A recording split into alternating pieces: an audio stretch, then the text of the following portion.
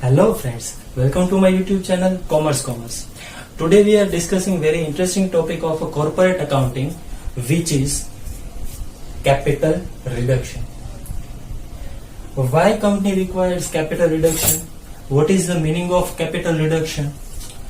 Which are the different methods to reduce capital? And which are the different steps to be followed by the company when company is required to reduce the capital. इन सारे सवालों के जवाब देखेंगे आज के इस video में। लेकिन उससे पहले अगर आपने मेरे चैनल को सब्सक्राइब नहीं किया है तो please subscribe my channel, press the bell icon to get the notification of my latest video and like my video if you like. Okay, तो चलिए देखते हैं आज का ये वीडियो जो कि बेस्ड है कैपिटल रिडक्शन। कैपिटल रिडक्शन के जो बेसिक थ्योरी है, कैपिटल रिडक्शन में कौन कौन सी थ्योरी, कौन कौन सी बातें इंक्लूड होती है, ये देखेंगे आज के इस वीडियो में। तो चलिए शुरू करते हैं part 1 of capital reduction. Hello friends, so let's start corporate accounting, capital reduction, which is also known as internal reconstruction, part 1. This reduction of a share capital is included under section 66 of Companies Act 2013. Today we are discussing about basics of capital reduction. So let's start with first line.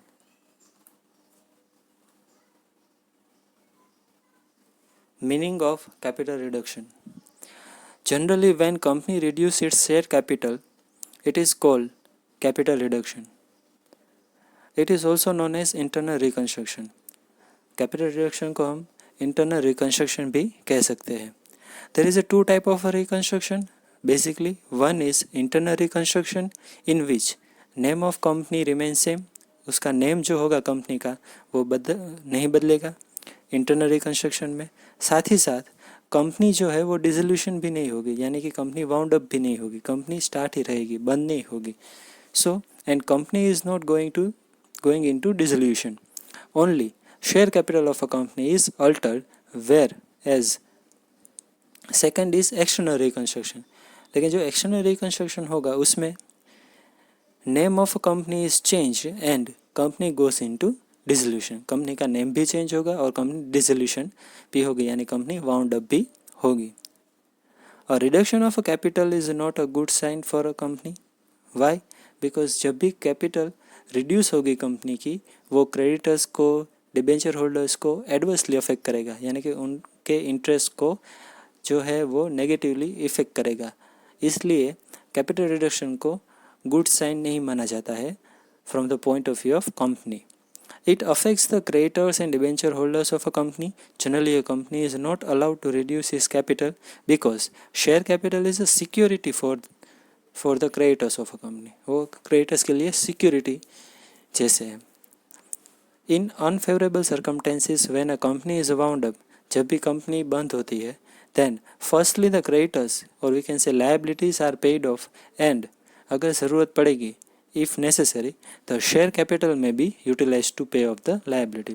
यानी कि जब भी company बंद होने के chances है तो creditors को या जो भी लाइबिलिटी है वो पे ऑफ करने के लिए कंपनी शेयर्स जो है उसका भी यूज़ कर सकती है। जब तक शेयर रहेंगे तो क्रेडिटर्स को सिक्योरिटी रहेगी कि नहीं, हमारे पैसे जो है वो सेफ है, रिस्क में नहीं है।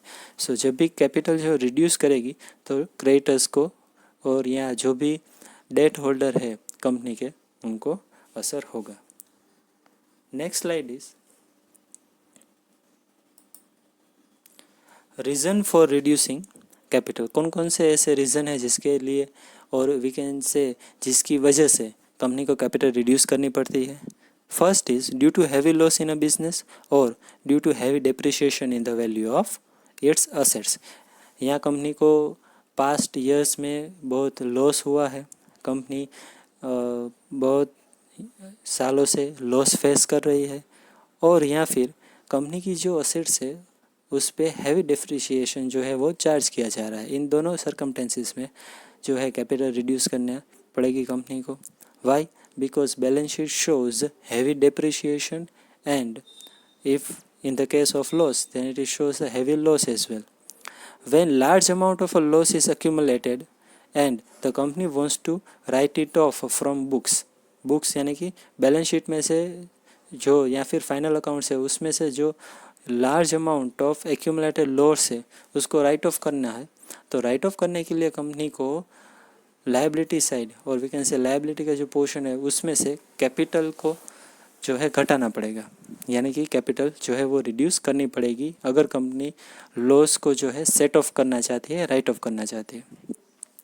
Then third point is when goodwill has been shown at a high price और enough depreciation has not been return off the assets.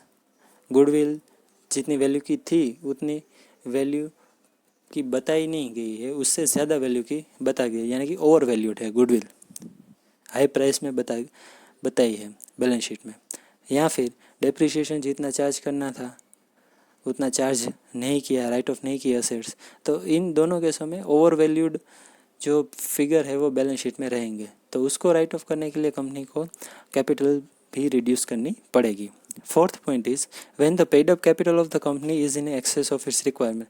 से फॉर एग्जांपल कंपनी को 10 लाख रुपीज़ की रिक्वायरमेंट थी, लेकिन कंपनी के पास अभी 20 लाख रुपीज़ के शेयर कैपिटल पेड अप है, तो इस सिचुएशन में क्या होगा, company has a excess capital then its requirement, तो कंपनी एक्सेस कैपिटल जो है वो वापस कर देगी, जिसके कारण क्या होगा, जिसके कारण कैपिटल रिड्यूस होगी.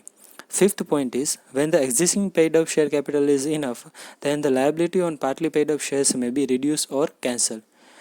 Say for example, कंपनी के पास 10 रुपीज़ फेस वैल्यू के इक्विटी शेयर है, कंपनी ने उसमें से 6 रुपीज़ कॉल्ड अप किए हैं और 6 रुपीज़ पेड अप है, यानी कि अभी 10 में से 6 रुपीज़ कंपनी को मिल चुके हैं. रिमेनिंग 4 रुपीज़ जो अनपेड है वो कंपनी को नहीं चाहिए, यानी कि 6 rupees is enough for a company. So जो 4 रुपीज़ अनपेड है वो कंपनी मंगाएगी नहीं, यानी कि जो अनपेड अमाउंट ऑफ कैपिटल है वो कंपनी कैंसिल कर देगी या फिर 4 रुपीज़ जो है वो रिड्यूस कर देगी, जिससे क्या होगा, कैपिटल कंपनी की रिड्यूस हो जाएगी. कंपनी मानती है कि अभी कंपनी को 6 रुपीज़ की ही ज़रूरत थी, रिमेनिंग 4 रुपीज़ जो अनपेड है वो शेयर होल्डर से मंगाने की कोई ज़रूरत है नहीं. In the following circumstances the sanction of the company law tribunal is not required. ऊपर के जो हमने 5 पॉइंट देखे उन सभी पॉइंट्स में अगर कंपनी को कैपिटल रिड्यूस करनी है तो कंपनी लॉ ट्रिब्यूनल से पहले परमिशन यानी कि सैंक्शन लेना पड़ेगा, लेकिन जो बिलो पॉइंट मेंशन है उसमें कंपनी को कैपिटल रिड्यूस करने के लिए कंपनी लॉ ट्रिब्यूनल से कोई भी सैंक्शन या परमिशन लेनी पड़ेगी नहीं. तो उसमें फर्स्ट केस है जब कंपनी रिडीम करती है रिडीमेबल प्रेफरेंस है. So first is to redeem the redeemable preference है, उसमें ट्रिब्यूनल के जो सैंक्शन है उसकी ज़रूरत नहीं है, कंपनी अपने आप से कर सकती है. Second is when shares are forfeited, उसमें भी ज़रूरत नहीं है. Third is when unsubscribed capital is to be cancel. Unsubscribe capital हम किसको कहेंगे, say for example company has an authorise capital of 50 lakh rupees, out of which 30 lakh rupees is issued and subscribed capital of company. Remaining 20 lakh rupees is not subscribed, or we can say 20 lakh is still not issued by the company. So जो capital अभी तक issue नहीं की है उसको unsubscribe capital को अगर company cancel करती है तो वो क्रेडिटर्स को या डिबेंचर होल्डर्स को अफेक्ट नहीं करेगी, तो उसके लिए भी ट्रिब्यूनल का कोई सैंक्शन लेने की ज़रूरत नहीं है. Fourth point is when there is surrender of a share, उसमें भी कोई ज़रूरत नहीं है. Fifth is when an unlimited company reduce its capital, उसमें भी कोई सैंक्शन की ज़रूरत नहीं है. And six and last point is under sanction 68 of companies act 2013 when a company buy back its share, company जब बाय बैक करेगी share को, अपने ही शेयर को, तभी भी ट्रिब्यूनल का कोई परमिशन लेने की ज़रूरत नहीं है. Next slide is provision of company side. जब भी कंपनी कैपिटल रिड्यूस करेगी या रिड्यूस करनी पड़ेगी कंपनी को कैपिटल, तब कुछ बेसिक स्टेप्स जो है वो कंपनी को फॉलो करने पड़ेंगे, कुछ बेसिक कंडीशन है जो कंपनी को फुलफ़िल करने पड़ेगी। वो कौन कौन से कंडीशन या वो कौन कौन से सर्कमटेंसेस है। As per section 6 of Indian Companies Act 2013, the following provision for a capital reduction has been laid down. First is company limited by share or company limited by guarantee and having a share capital and can reduce its share capital by following three condition. Company जो है three condition follow करके capital reduce कर सकती है. First is the company must be authorise by its articles means articles of association में company को capital reduce करने का एक प्रोविज़न होना चाहिए. अगर प्रोविज़न नहीं है then company is not able to reduce its capital. It may be contain in the original articles और articles on can be amended by passing a special resolution. अगर ओरिजिनल आर्टिकल में provision नहीं है तो company अपना articles of association amend यानी कि change करके स्पेशल रेजोल्यूशन पास करेगी और आर्टिकल चेंज करके वो प्रोविज़न ऐड कर सकती है. It will not do if it is authorise by its memorandum. अगर मेमोरेंडम में प्रोविज़न है कैपिटल रिड्यूस करने का तो कोई दिक्कत नहीं होगी. Second is a special resolution must be pass in its general meeting by the shareholder के द्वारा जनरल मीटिंग में कंपनी को कैपिटल रिड्यूस करने के लिए स्पेशल रेजोल्यूशन पास करना पड़ेगा. And third, it is subject to the conformation bye tribunal. Because such reduction affects the interests of creditors, the tribunal will examine whether the step does not adversely affect the interests of creditors. Besides, the tribunal will also examine the objections of minority shareholders who have not consented to capital reduction. तो यहाँ पे हम three condition जो है देखते हैं. First है articles of association में प्रोविज़न होना चाहिए. सेकंड जो है वो स्पेशल रेजोल्यूशन पास करना पड़ेगा कंपनी को. और थर्ड, कंपनी लॉ ट्राइब्यूनल है उसके परमिशन जो है या फिर उनका जो कंसेंट है वो कंपनी को लेना पड़ेगा कैपिटल रिड्यूस करने के लिए. Now next slide is It is provided in section 66 that where a company has passed a resolution for reducing a share capital, it has to apply to the tribunal for an order confirming the reduction. यानी कि company जब भी अपना share reduce करेगी या share capital reduce करने की सोचेगी तो ट्राइब्यूनल के पास जो है वो कंफर्मेशन यानी कि परमिशन के लिए उनको अप्लाई करना पड़ेगा. It is also stated in the same section that when the reduction of a share capital involves either diminution of the liability in respect of unpaid share capital यानी कि unpaid share capital की जो liability हो वो decrease करेगी. diminution माने decrease करेगी. The payment to any shareholder of any paid up share capital. First case में क्या है, अनपेड शेयर कैपिटल की लाइबिलिटी डिमिनिशन यानी कि रिड्यूस करेगी. 10 रुपीज़ का शेयर है उनको कहा जाएगा आपने 6 अभी पे किए हैं तो रिमेनिंग 4 रुपीज़ आपको पे नहीं करने पड़ेंगे. तो वो क्या है, अनपेड जो कैपिटल थी वो रिड्यूस कर दी. सेकेंड केस क्या है कि जो ऑलरेडी पेड अप कैपिटल है वो शेयर होल्डर को पेमेंट कर दिया जाएगा वापस.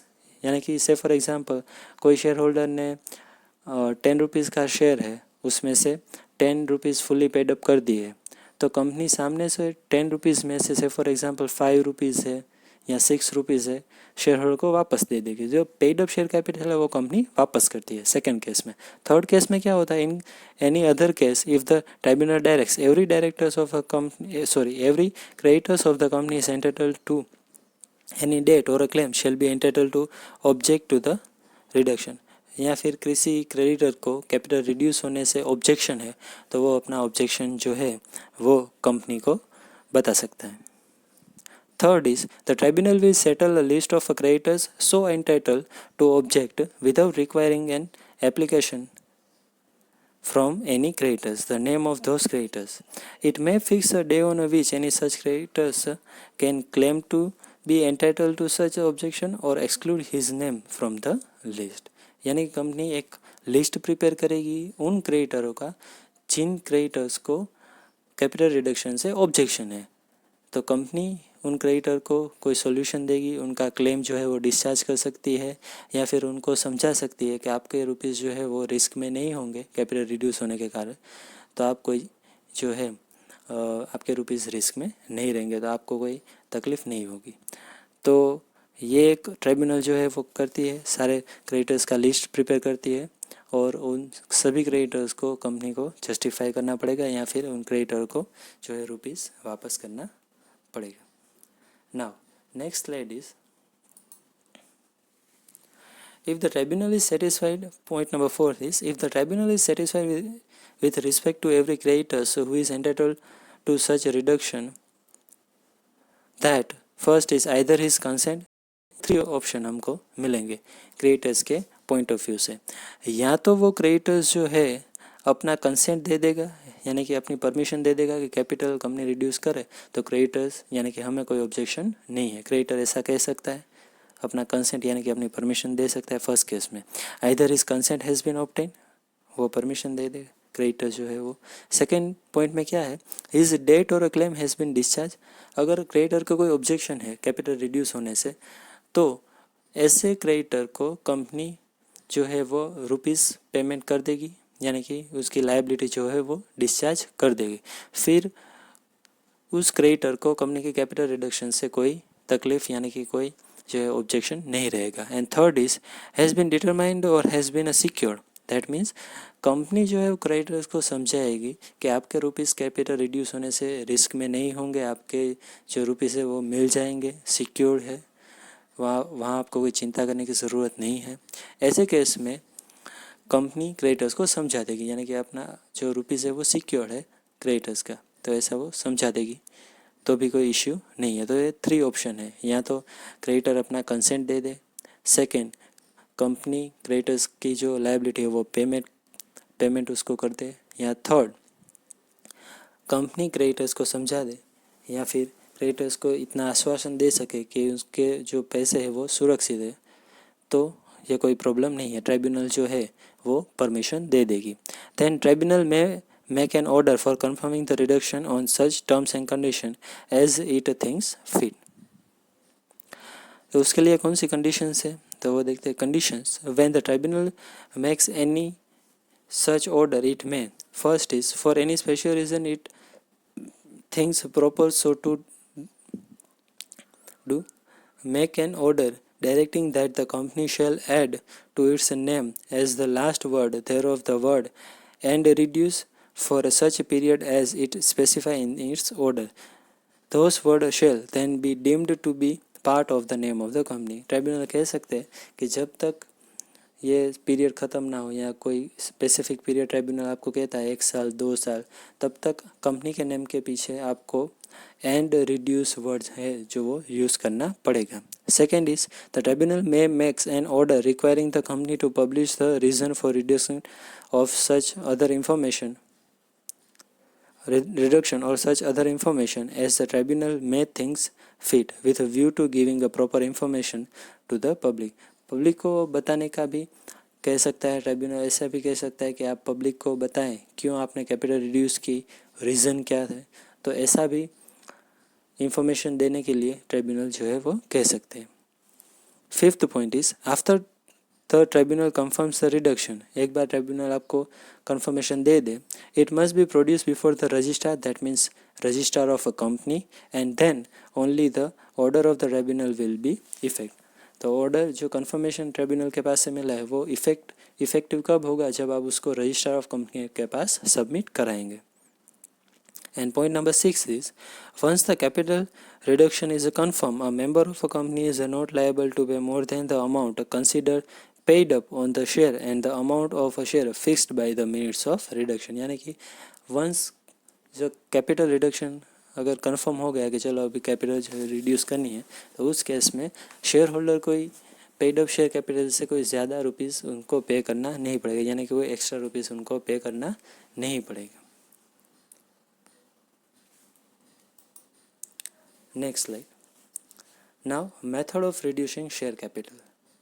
So we have mainly 2 methods of reducing share capital. यानी कि कौन सी कैपिटल जो हम कहते हैं कि कैपिटल रिड्यूस की, कैपिटल रिडक्शन हुआ, लेकिन कौन सी capital, we have many capital like authorise capital, subscribe capital, paid up capital, unpaid up capital.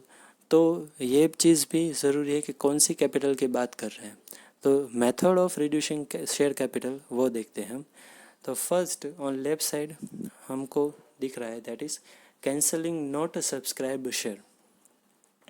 ये क्या होगी कि एक कंपनी की 50 लाख ऑथोराइज कैपिटल है, उसमें से जैसे कि मैंने कहा था कि 30 लाख से फॉर एग्जांपल सब्सक्राइब कैपिटल है, तो रिमेनिंग 20 लाख क्या होगी, अनसब्सक्राइब कैपिटल, यानी कि कंपनी ने वो शेयर अभी तक इश्यू ही नहीं किए, बाहर ही नहीं, मार्केट में ही नहीं उन्होंने बाहर ही नहीं दिए शेयर, वो अभी कंपनी के पास ही है।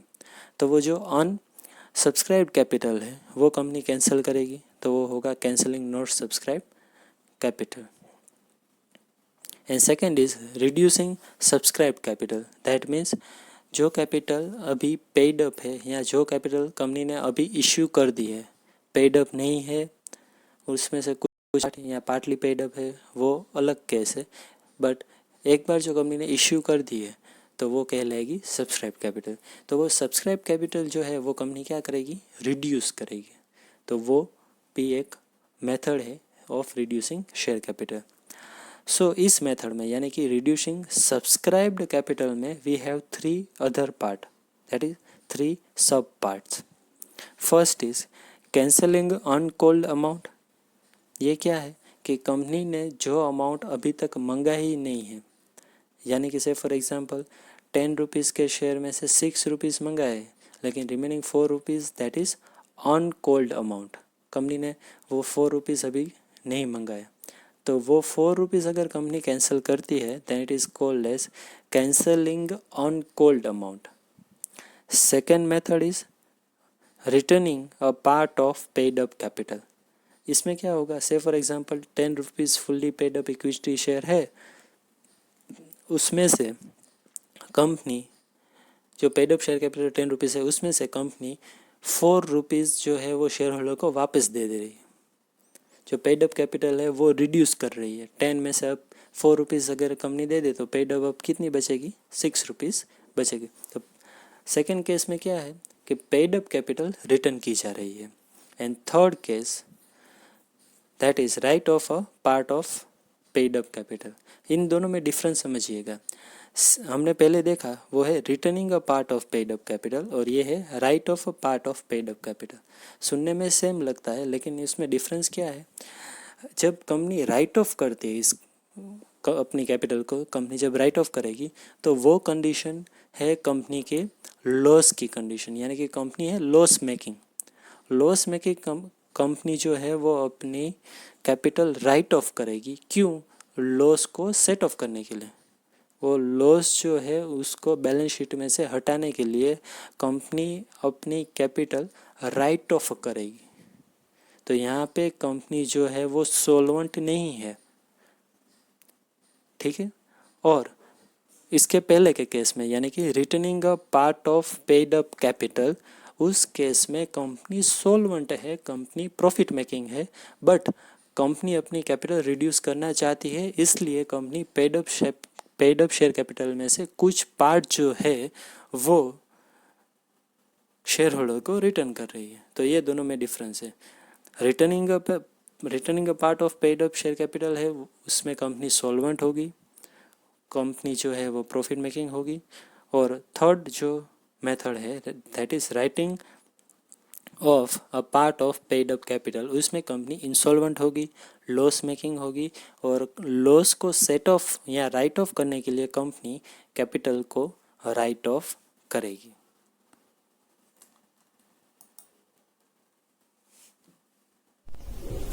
तो दोस्तों कैसा लगा आपको आज का ये वीडियो, प्लीज कमेंट सेक्शन में बताइए। अगर आपको इस वीडियो के रिलेटेड कोई डाउट है, कोई क्वेरी है, then you can write on a comment section. इस वीडियो का जो पार्ट 2 होगा उसमें हम बात करेंगे कैपिटल रिडक्शन के जनरल एंट्रीज कौन कौन सी होती है, कैपिटल रिडक्शन अकाउंट का जो स्पेसिमेन है उसके बात करेंगे, as well as vertical balance sheet जो हमें प्रिपेयर करनी पड़ेगी after calculating the capital reduction and various other working notes. Finally we need to prepare balance sheet. तो बैलेंस शीट का जो स्पेसिमेन है, बैलेंस शीट का जो परफॉर्मा है, वो भी हम देखेंगे इसके पार्ट 2 में। तो मिलते हैं इस कैपिटल रिडक्शन के पार्ट 2 में। तब तक के लिए goodbye and take care.